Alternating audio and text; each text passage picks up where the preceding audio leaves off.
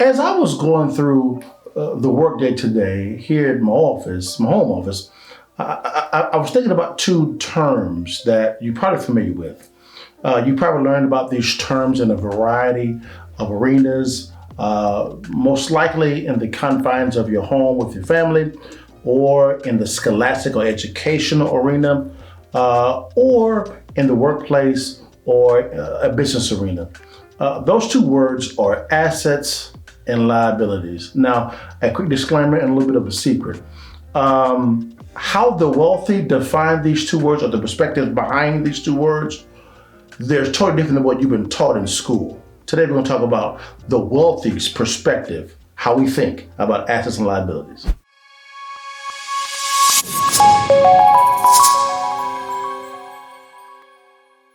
Now, the first word that we're going to focus on right now is the word asset. Now, the wealthy's perspective, how we think of the word asset, is very short and concise. Here's our definition. An asset is something that pays you whether you work or not. Let me say it again. An asset is something that pays you whether you work or not.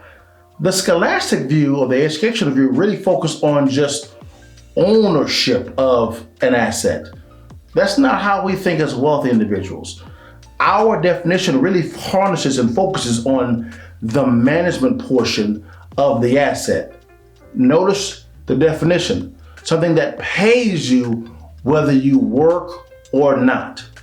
Now, why do we focus on the management principle or perspective of the word asset? The reason being is because of the fact that we are income focused. We want an asset that produces income. And the key thing is whether we work while we build it or not, when we pass it on to someone to run it for us.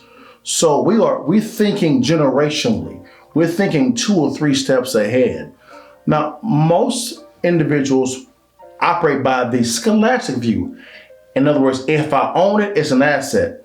That's actually half of the truth. It's really the performance of the asset which is more important than just owning it. Now, what is the benefit of thinking how the wealthy think about assets? Very simple. We get to add value or bring value to the world by creating jobs for individuals, putting people into leadership positions so that they can bring value to the world as well. You can better cultivate leaders. Also cultivate opportunities for individuals to grow into once you begin to think of an asset as something that pays you whether you work or not.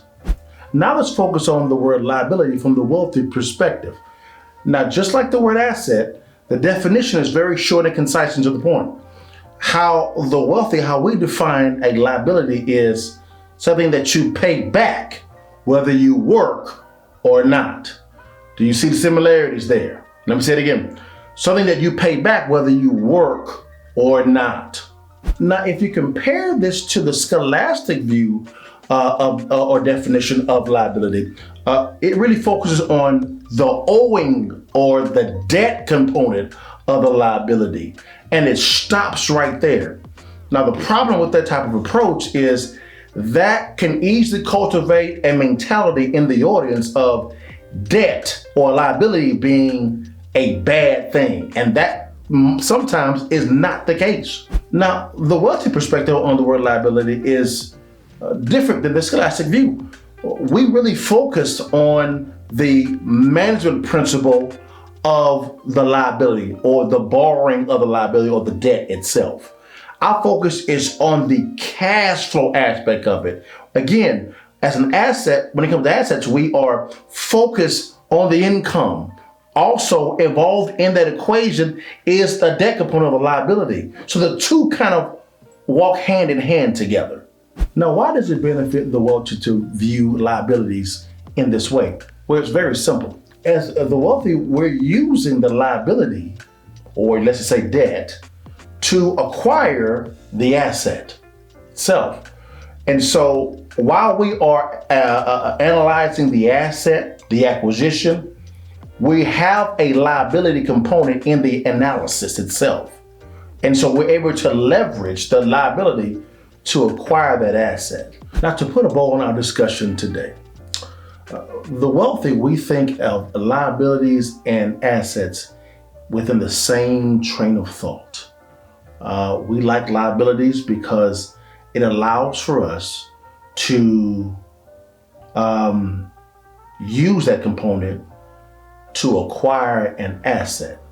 The asset then allows for us to generate cash flow and also create opportunities to bring value to the world ourselves, and also to hire individuals to bring value to the world as well. It's a win-win for everybody. But again, we focus on the management principle of those two definitions. Guys, thank you so much for your time and listening to Little Old Me. Now, guys, if you could click on that subscription button, please, if you don't mind. We love bringing good content that can add value to your lives.